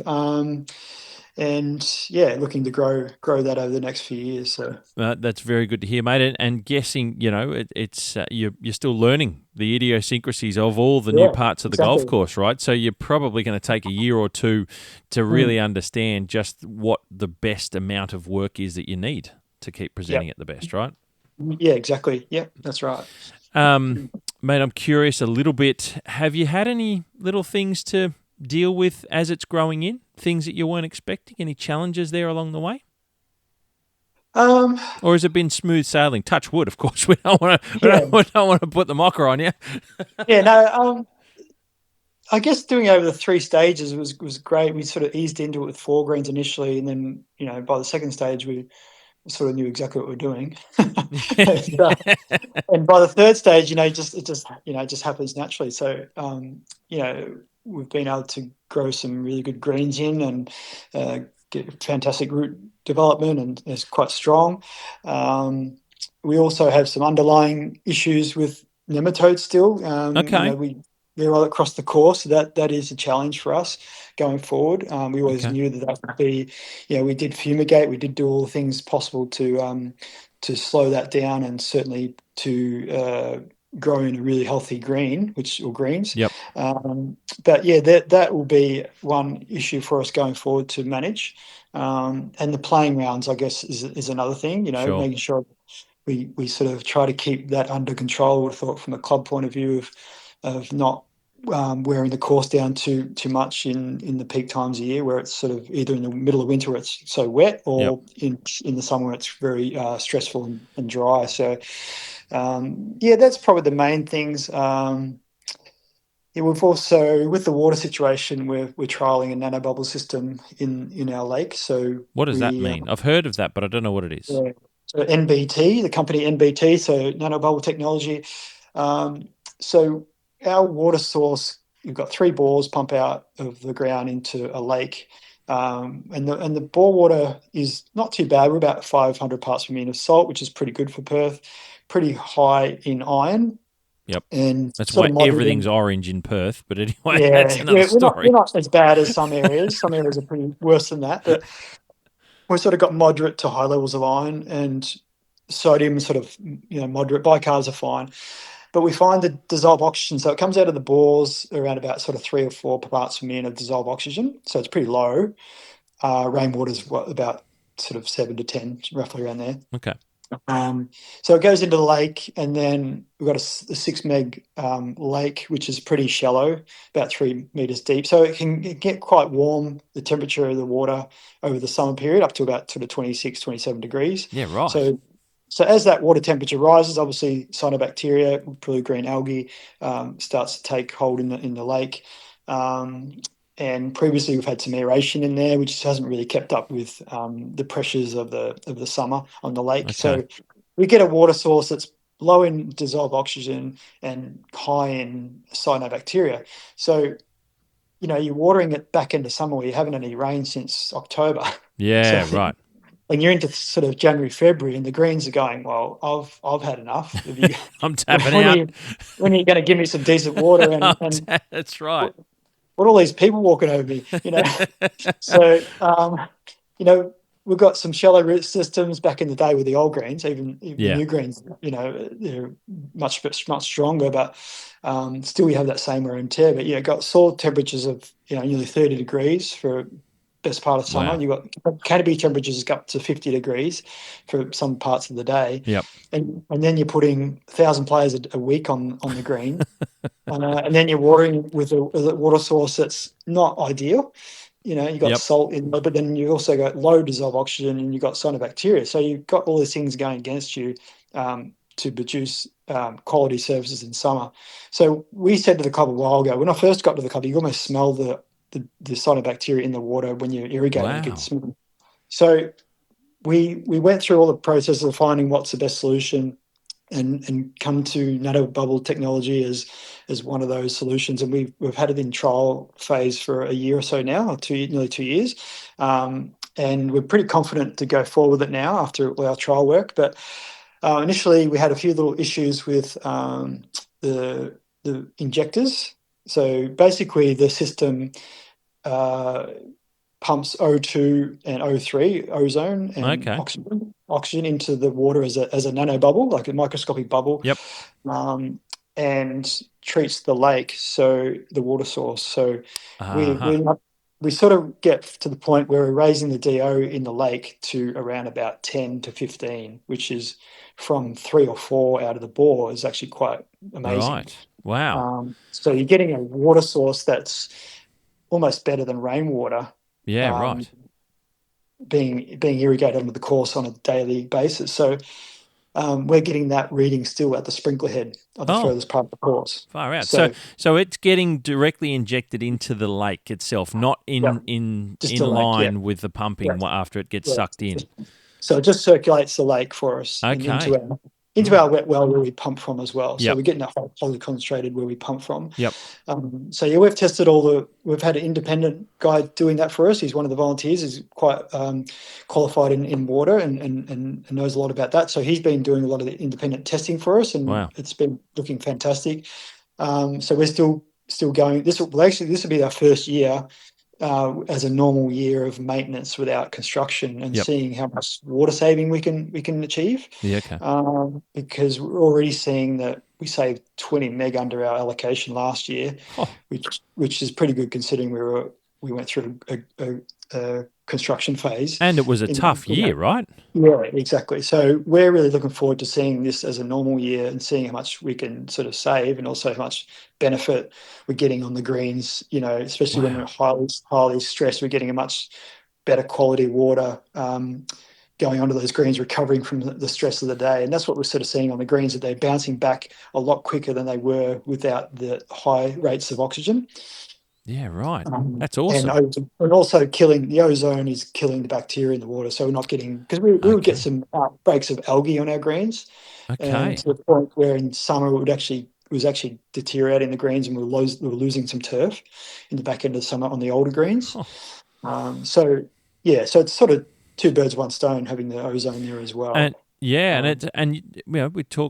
touched on it before, that the difficulties and the challenges more broadly to the Perth environment, because you get hot, dry. I think I've spoken to a number of supers from Perth now on the podcast, thankfully, and it stops raining in spring, more or less, late spring, and then you don't get it until it comes back in late autumn, and you get it now in winter. So you fortunately, I think you've had a lot of good rain, sometimes too much at times this winter. and that's going to replenish the ground reserves because the entire city of Perth is on sand more or less, which is incredible. But you have that extreme. You just don't get those regular replenishing storms that we would get here on the east coast that we're familiar with, and that you know from the cold fronts and things that sweep through Melbourne as well when you time down there. So Perth is a very challenging environment in summertime. It is, and also the issue with the sand over here, it's so hydrophobic, the areas in Perth. So it's weird, man. I've got to be honest, it's really weird. We've had 440 mil since May this year, which is a fair bit of rain. And you could probably go out in some of those areas in our roughs and dig a hole, and you'd be pretty dry, about 2 foot down. Mate, I saw Jeff Austin from the TAFE, and I shout out to Jeff because I'd seen he put some videos up of 400 mil of rain and then scratched down, I think it was underneath, I don't know if it was 200 or 300 mil down, 200 mil down, I think it was. Yeah. And it was fully hydrophobic. Nothing, not a skerrick of moisture. Yeah, exactly. It's insane. It's just the weirdest thing in the world. Yeah, and that's where we probably in Perth, not to denigrate anyone, because everyone does a great job over here with water, but in terms of keeping a fairway sort of unblemished kind of look with a tree lined fairway, and you got hydrophobic sands. Well, the issue is that as soon as you sort of get a bit hydrophobic, it's actually hard to recover. So there's probably at some point a little bit of water going on to try not to have that not happen. But I think we've got to get back to the point of accepting a little bit of dryness around, and understanding that it's not always going to look the pretty picture, but it's still going to play well. And to educate a little bit of the listeners here and the golfers that are listening that are in Perth, and also to more broadly into the country of what you deal with over there with those hydrophobic sands, I didn't know or appreciate what that meant. And I had Jeff talk to me about it, and I saw it. I went up to one of the big parks that's up in the northeast of the city. It's a big reserve, and I can't remember what it's called. A big open parkland that's got lots of areas you can go and visit, and it's got a little train thing that goes through it. And I went out and scratched the surface. I was just driving down. I was like, oh, this is an unreal landscape. Let me see what this sand is like. And you scratch down, and it was moist on top because there'd been some rain, and then it was just nothing. And it was dust. And I'm like, this is a real thing. So, like you said, when sand becomes hydrophobic after it has been able to be wetted, it's then really hard to return to that. But you've got sand there that just doesn't like it anyway. So it doesn't matter what you do. It's not going to hold moisture.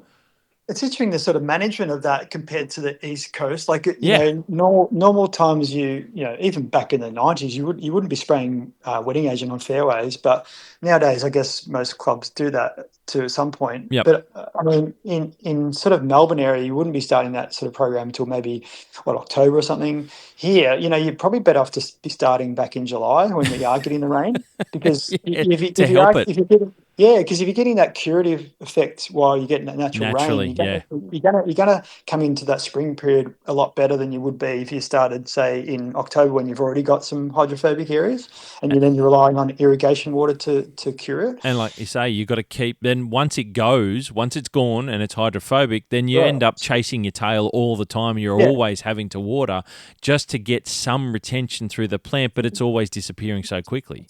And that's exactly why, when you come to Perth, not just golf courses, but if you look at the open park spaces or the lawns around the city and stuff, they're always pretty green. It's because exactly that reason. If they let them go too dry, you've lost it.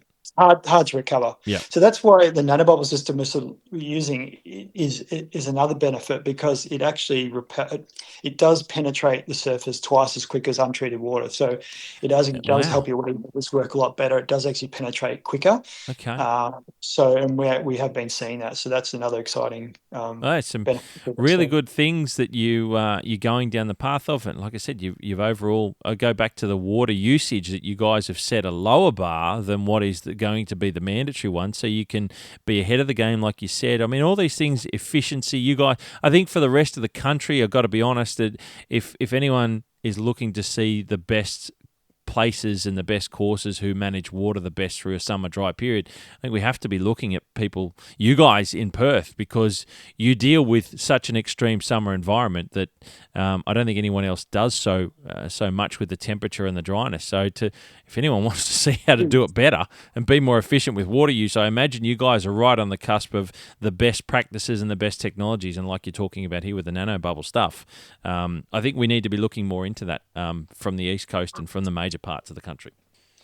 Yeah, certainly. I mean, I've been always pretty prudent on managing water, especially from Cranbourne days where, the place would get pretty wet in winter if you weren't watching it coming into winter with your water allocations and your water scheduling. But so I've always been pretty prudent on water usage. But coming to Perth, I've never used as much water as I've ever had over here because.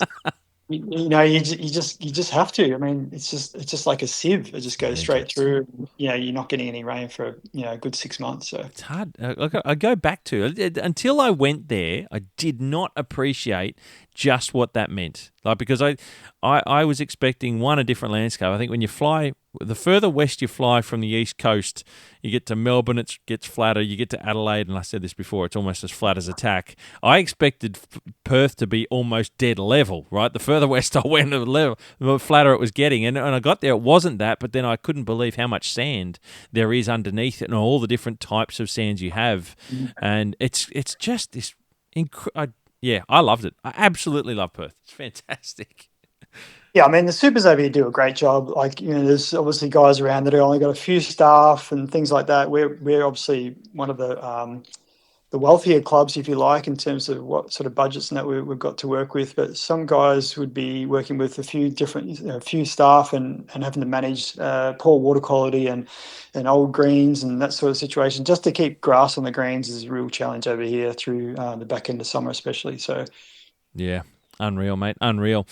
I looking forward to the future, Rod. Considering the new work, you got a new golf course to manage. The club's got to be excited about what's ahead for the membership moving forward, and you guys aren't far away. You're hosting the WA Open this year. Is that right?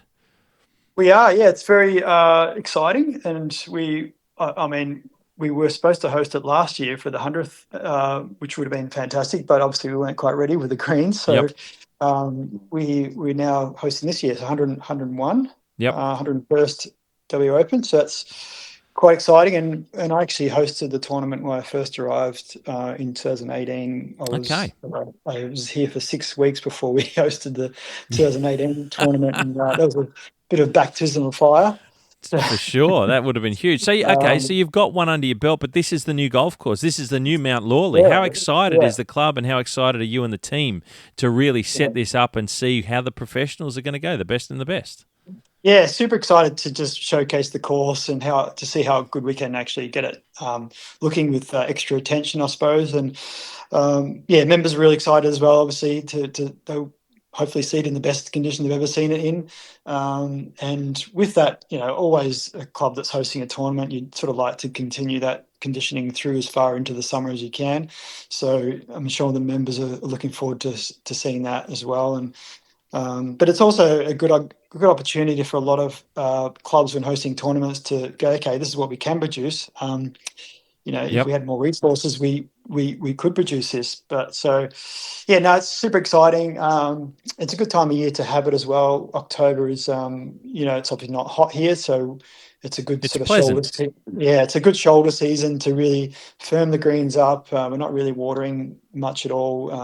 Bit of hand watering of greens if needed, but the temperatures will be sort of low to high or sort of low to mid 20s if that, and hopefully we get some dry weather and we could produce some firm surfaces, especially for the event. And the course is going to be quite interesting to see how the professionals handle the new greens. There's obviously some contouring the greens that allows us to have some challenging hole locations. And if the greens are the firmness that we would predict, then we hope that there's a small landing area on each of those greens. Indeed, small targets Yeah, to test them yeah, out. yeah. Absolutely, it's certainly going to be something really interesting to see how they go. Are you excited about what you can deliver there? I take it is it now? Does winter weather, because you've been getting rainfall, does this set you up well with the rains that you've been getting, or is it too much? Yeah, I know when I first, first arrived in 2018, Trevor Strong was managing the course until I arrived, and they had the wettest August on record, Right. nearly. And when I got there, Trevor had kept a lot of grass in the green, so it's just when I 6 weeks before the event, we had plenty of grass to work with. Yep. I remember it was. I arrived, I think it was on the 1st of September, and they were heavily scarifying the tees, like almost back to dirt. Yeah. Right. And I'm looking at going, we've got a tournament in 6 weeks. But, it's amazing how quickly it bounces out of winter. Okay. The climate changes, and, we're able to grow some couch grass, whereas in Melbourne, you wouldn't, you can have some pretty ordinary weather up to Christmas, really. So, Yeah. it definitely bounces out of winter really well, and we're set up really well. We've made sure that we've got plenty of density on the greens, probably more than we normally would have. But I'm actually glad we did that, because we've had 440 mil for the last 3 months. So Unreal. it's a fair bit of rain, and especially with the amount of play we have, we make sure that we don't thin out some of those newer greens in some of those sort of smaller green areas. So. But yeah, you're really excited to see what we can produce. We're using a GS3 ball, so we'll be able to keep an eye on all those parameters and what we've sort of tested previously, and we know sort of where we need to be with that. And that's quite a good tool for us to use, especially with the 3 different sort of staged greens, now sort of greens that are 3 years old and down to 2 and 1 years old. Ah, yeah, of course. Yep. But yeah, it's the course is fairly short in terms of professional event. They're going to be hitting wedges to a lot of those greens, so we can afford to have them on the firmer side, and more challenging, I guess, to be in the right side of the fairway, and a bit more strategy about the hole and how it plays. So.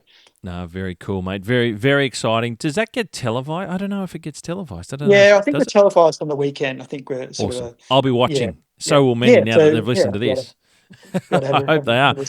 Yeah, so it'll be good. It's going to be good, mate. Have you got and maybe this blends across 2 fronts. Have you got what's your sort of favourite location on the new version of the golf course? You got somewhere that's really nice, and is that somewhere that you think might convert to being a really good part for the tournament as well to watch? Well, I suppose we can talk about this now, but the club flipped the 9s during the stage, so the front 9 and back 9 are now flipped to what they were, and in that, the old 10th tee is now the first tee, and it's moved across in front of the clubhouse. It used to be over to the right as you walk out the back of the clubhouse. Now it's sort of right in front of the clubhouse as you walk out there. So you've got a putting green outside of that tee, and then you've got the adjoining 9th green, which used to be the 18th green, is now a double green with the small putting green. So wow. That area looking down, and then looking down onto the 18th green on the other side to the par 5 and there's a chipping green down there as well. There's just going to be a hive of activity around that area opposite That's the awesome. tournament. And even just for member golf, it's such a great spot to sit now. You've got the chairs and tables out front there, and when the sun's sort of coming down low in the evenings, and it's just a great area there's a bit of a vibe. You've got people hitting off and putting and hitting into greens, and it's all quite close to each other, and it's it's a really good vibe up there. Nice. But also, nice hub. there's some pockets around. I mean, there's the Commonwealth Green, there's the Commonwealth Hole, there's some really cool areas around the course to view golf. But for me personally, you're walking around some of these vegetation areas, and you look back across the course or look out of the vegetation across to some of the green complex, and you get a different view, obviously, from what you would when you're playing the hole. And some of those views are some of the best on the course. Yeah. You might look looking through some vegetation, then you've got the green in the background and the bunkering, and it looks pretty cool. It's a pretty special spot. Here, talking about that practice green and 9th green now as a double, is that right? You said that bleeds into. It sounds like, what are they at Oakmont? Didn't they have the same thing? It was this giant green with the US Open this year? Yeah, I think it's the ninth green, isn't it? Yeah, Ninth yeah, as well. yeah. And the Ninth putting and the green, and they putting said it green. just Yeah, blends into this giant, enormous green, and they've got a pin at one end for the actual hole. yeah. So our ninth green is set a little bit lower than the putting green behind it. So, Yep, there's a little bit of a backstop, if you a like, tier, before and it gets yeah, up. Yeah, to the putting green above, but it's all joined up, the short wow. grass green, and it's playing very well. There's not too many balls finished back there on the putting green, but they can play that from back there if they finish on that green Not a putt I playing want, enough. heading It's down that actually little step and off to the back of the ninth. Good luck. Right. Yeah, so that's worked in really well. So No, very nice. It sounds exciting. And for television, when it comes on, I will be watching it because when I got to see it, and you were kind enough to show me around the course and see some of the work that was being done. I love some of the nooks and some of the corners, some of the green locations and the way that they work with the vegetation, and everything just looks incredible. Mate, and I'm glad you mentioned the Commonwealth hole because I want to go there. I want to go there because there's a lot of people that would have seen photos of this, and it's a green in the shape of the Australian continent, and it includes Tasmania as an island in the bunker that's at the southern end underneath Victoria, in inverted commas. It is the most unbelievable thing, and before I went there, I thought it was going to be, and I've said this before on the pod, I thought this was going to be a really ordinary executed gimmick that was just not going to work. And when I got there and you showed me it, it is the most unbelievable thing that doesn't look like what you would think. It looks really cool. How's it been going and how's it been received since it's been opened? yeah, it's going well, and well received. Yeah, like obviously it's gone around the world in terms of that photo, It's and those photos were wild. posted and had some pretty cool comments. I think there was a little bit of, like you said, there's people were going, "Oh, what are they thinking?" I did that. I trust me, mate. But I very uh, much did that, and I was really worried. And I was like, "Oh, this is just wow!" And I was full cringe. Right? I'll yeah, open being honest here. And then when I yeah. got there, I couldn't have swung harder the other way. I like this is the most amazing thing on the ground I've ever seen. Like Yeah, it was Mike's done just a fantastic job. Mike Cocking and a team, OCM, they wanted to reinstate what was sort of lost over the years. If you look at the old photos from 1928, the original green was exactly the map of Australia. yep. It was actually, you could see it because of the outline, it was surrounded in sand. Ah, So it was actually, so it stood out more like a moat quite, of sand quite, around it. yeah, exactly. Yeah, like a bunker right around the green with a couple of entry points. Barely enough room to get a triplex onto. Well, actually, don't. You probably could get it. It was probably just a hand Probably mower. hand mowing back then. That's right. Yeah.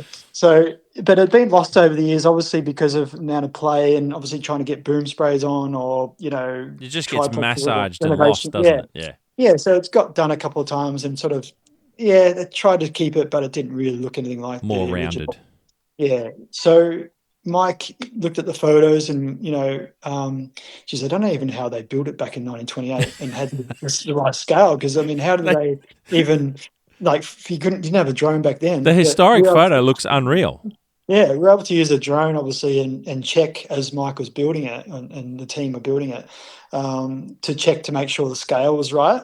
And it didn't look a bit kind of skewy or was sitting in the right You angle. know, And North Queensland just jutting off on yeah. a 45-degree angle somewhere. Yeah, because when you, as you now know, when you're playing it, you don't really, it's not quite, it doesn't look like the map of Australia It, unless you're down on the green, you see the subtle Queensland and yeah. Melbourne. And so from the air, it looks fantastic. It looks exactly like it, but from the tee, you don't really notice it. That's kind of like that's a charm in the hole, I suppose, that it's not obvious. Yeah, I think it's so brilliantly executed. And again, unless I was there, I would still to this day be going, that's just not cool. And it really is amazing.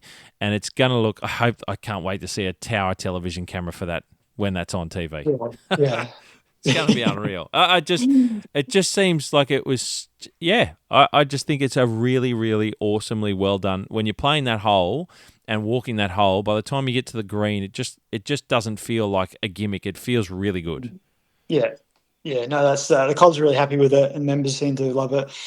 One of the members hold out. We actually had Oh, a charity day when obviously we can put the pin in some pretty cool spots on that yeah. green, and we had it up in Queensland, right up in the tip of Queensland there, which is literally a metre or two each side of before you're in a bunker. Yeah. and one of the members holed out. Oh wow, um, that is unreal. What a great hole in one. There's some great little spots that you could put the pin like around Melbourne area if you like, and thinking of yeah, a map of Australia. There'd be some pretty cool yeah, spots. pretty challenging in Melbourne. The green slopes away from the tee in that area, so pretty hard to stick a sandwich even on that green when it's firm. Yeah, for So sure. No, mate, it's very good. I'm glad it's been well received because, like I said, I didn't know what it was going to be like, and yeah, it's really interesting, along with the rest of the golf course, which is fascinating. yeah, So, mate, look, Rod, what a journey, what a career journey. Thank you for giving us all of that information. But what a journey in your career. I'm going to ask you before I let you go and before we finish up. You've experienced Melbourne Sandbelt in its glory, in some of its finest parts. You've now experienced also equally in Perth some of its finest parts in maintaining a golf course and rebuilding one over there. Do you miss Melbourne? I'm not going to ask you to compare because I think that's unfair. Do you miss Melbourne? I do miss Melbourne. Obviously, my family is still there. My friends, good friends, are still there. My friends are here too, but my friends from days ago are still in Melbourne. Yep. So, yeah, I do get back there as much as I can, but I don't miss the Melbourne weather, especially this time of year. Uh, so, I mean, Perth. If you could pick the Melbourne up and bring it to Perth, you'd probably have it all in one. But Yeah, well. I actually miss the AFL footy. I go to follow the Pies a bit, and we won't go there. But No. yeah, I do miss going to the footy at the MCG, and obviously get back as much as I can. But yeah, look, it's a long way across the country too. It Flights are is. not cheap, and it is a long way across. But It yeah, is. the weather in Perth would have to be the best. It's like California, really. It's the best weather, and I think in the world, it's unbelievable. It's unreal. It really is unreal. Do you?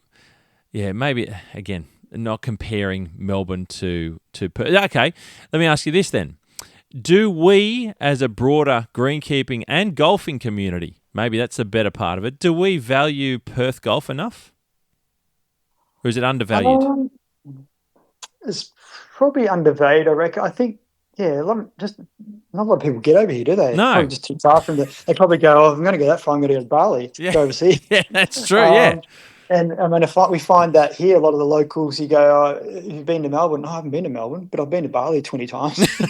I didn't Because realize how much Bali's closer it is. Yeah. Bali's 3 hours away, and Oh, Singapore, it's yeah, it's 3 or nuts. 4 hours away. So it's like that. We're one of the most remote, remote cities in the world, aren't we? Yeah, So yeah. when I say we, I'm not sure I'm a Western Australian just yet.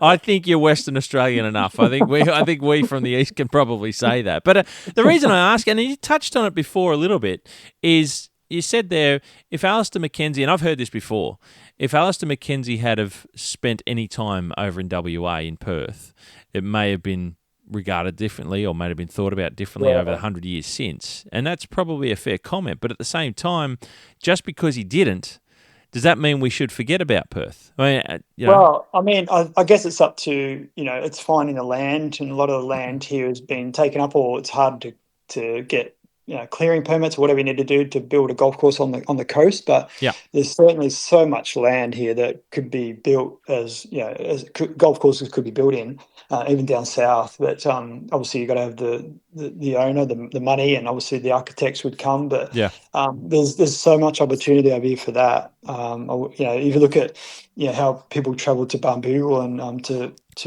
King Island that for golf, there's no reason why they wouldn't come to Perth if there was a hub of. I mean, just look at down at Secret Harbour there, and down that area, down sort of yeah.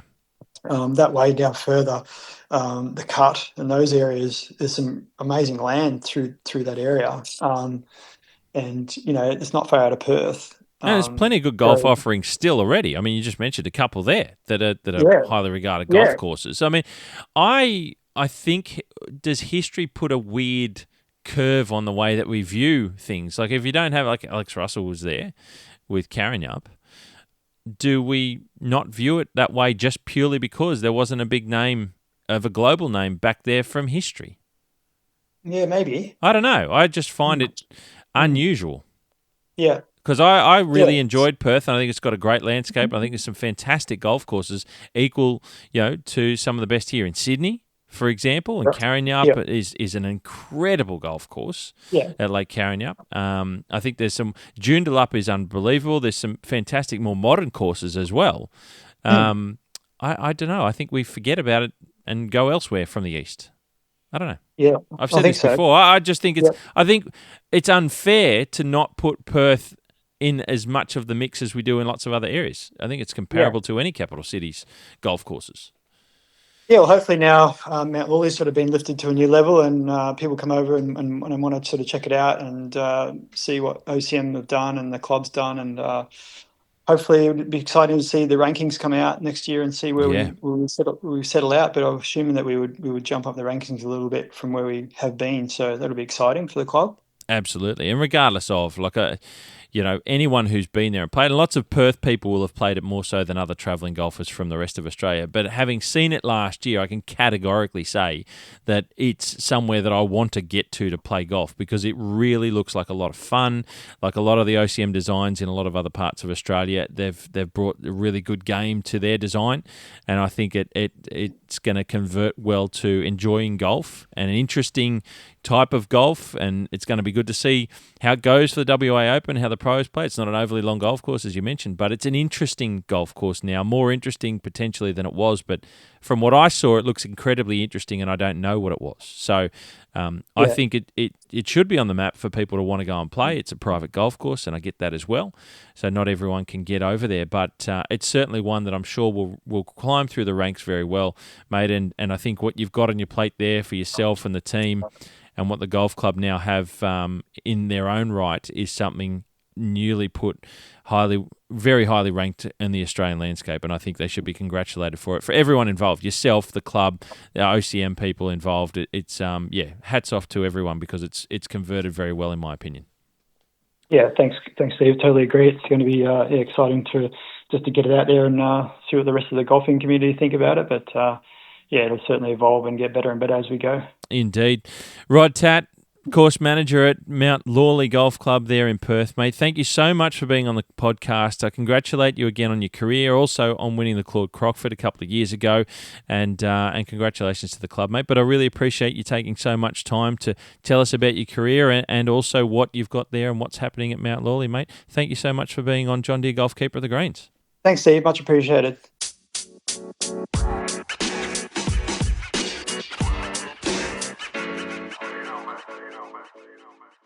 Now, ladies and gentlemen, how good was that conversation with course manager Rod Tatt from Mount Lawley Golf Club in Perth? We went down some weird and wonderful rabbit holes there. It was absolutely fantastic to shoot the breeze on some topics there, and I hope you got something out of it, because there were a few little different things in the one that I particularly liked was regarding the term consistency when it comes to talking about turf surfaces and golf course prep. Very interesting and very different, and great to hear Rod's opinions and thoughts about those topics. And wow, I got to tell you, if you do get the opportunity to get to Mount Lawley Golf Club, take it. And take it with both hands, because the work that's been done there, the design from OCM, the maintenance and everything in the construction and the build from Rod and his team, and the support from the club and the vision from the club of what they set out to do and achieve, and be able to bring forward with all these parties working together. I think Mount Lawley is something very special in the Perth golf space, and more broadly in the Australian space. And if I go to the Commonwealth hole, where they've got that green in the shape of the continent of Australia, it really is something unique and very special. And maybe that's a bit of a sign off to what's been achieved on course there, because it's a fantastic golf course and it's a wonderful experience. Like, when you play a golf course, it's not just playing the course, it's an experience overall. And you get that from what you feel within the club when you attend the club, from the membership, from the people that work there.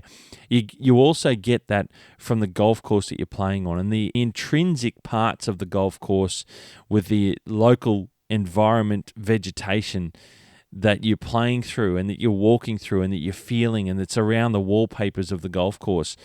And you get it from the turf surfaces. Mount Lawley is wrapped up in all that. That's how I kind of described it. And I haven't played there. I've just had a short visit. The Rod took me around, and it really had an impact on me.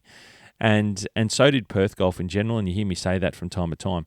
So I say it again, if you get an opportunity, take it. And to everyone involved at Mount Lawley Golf Club, you should all be very, very proud, and the membership as well should be very, very proud of what you've achieved and what you have as part of the Australian golf landscape.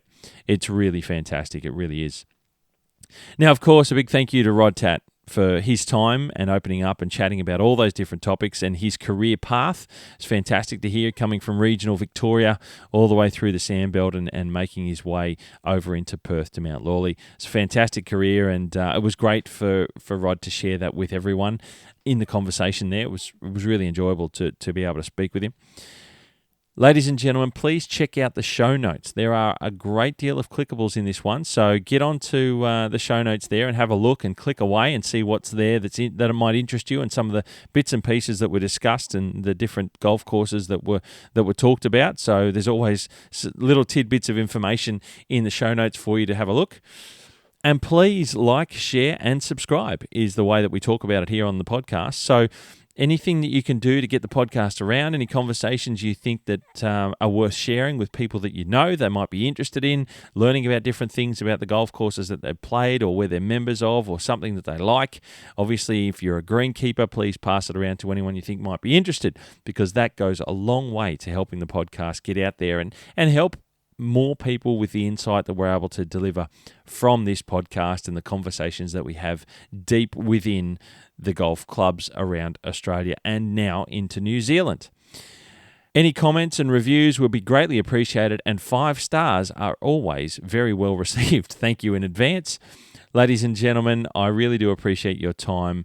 A big thank you to podcast partners of Keeper of the Greens, and that is John Deere Golf, where you can check out all their equipment and everything that's available to you to look after your golf course better at deere.com.au. That's deere.com.au.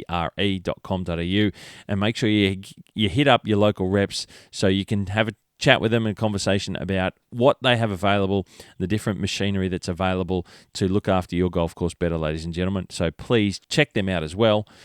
And I'll leave you with it once again. We get to this point of the podcast. You hit them clean, we'll keep them green. And I'll catch up with you very soon.